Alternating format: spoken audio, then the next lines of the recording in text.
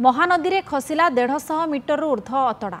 हीराकुदुर प्रथम बन्याजल छाड़ा पर रघुनाथपुर निकट कुलसाही ठारे 150 मीटर ऊर्ध्व अतड़ा खसी।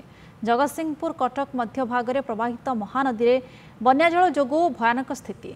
नदी पठार चाष होइतिबा शह शह एकर पनीपरिबा बन्या पानी रे भासी जाइछि, जाहाको नै चिंतारे शह शह चाषी।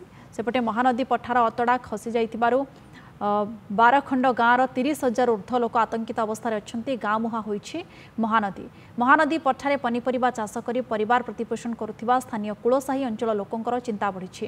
विभागीय जंत्री देखा नथिबारु स्थानीय अंचल में तीव्र असंतोष प्रकाश पाइछि। तुरंत सरकार एथिप्रति दृष्टि देबाकू स्थानीय लोके दाबी करिसेंति। आमर तो माण माण जमी माने चली जाउची नदी बंधरे माने लीन हो जाउची। काली नवा पानी आसीबा द्वारा 5 लाख क्यूसेक आसी माने जाकी अधिक आसीबो प्राय समस्त जो चाष करूचंती खाइया को प्राय समस्त प्राय करथिले एवं फसल बिकी चलिया पे समयटा थिला ता हे पारुने। इथे गोटे बाली खात आ नदीर माने बुरुज अन्य पक्षरे करदबा द्वारा से पानी माड़ आसी होउची।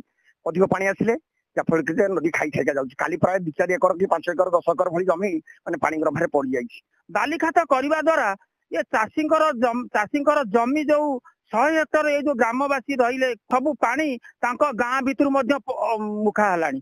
बंध आउ 500 मीटर बंध नई ठारू खाई खाई आसीलानी। जदि आर तुरंत पदक्षेप न नेबे सरकार आमे बाध्य होइकिनी राजरास्ता आंदोलन करने बाध्य हबु। इति बहुत चाष जमी आमर तो माने वर्ष वर्ष खाई जाउची, 2 वर्ष खाऊची। काली हठात आमे आगु प्रशासन जनइलु कि काली हठात 10 एकर भाया जमी हठात अतड़ा पड़ी खाईगला। फसल भी बहुत फसल लगाई कखारू काकुड़ी जनी सब लगाई माने तोलिया को भी सुजोग दिगला नहीं, नदी गर्भरे लीन होगला। तेणु आम आतंकित अवस्था अच्छु। जदि माने प्रशासन नजर पकाए या 2टा खंडे स्पर आ पत्थर पैकिंग जाए आउ कि जमी और जंगल रखा।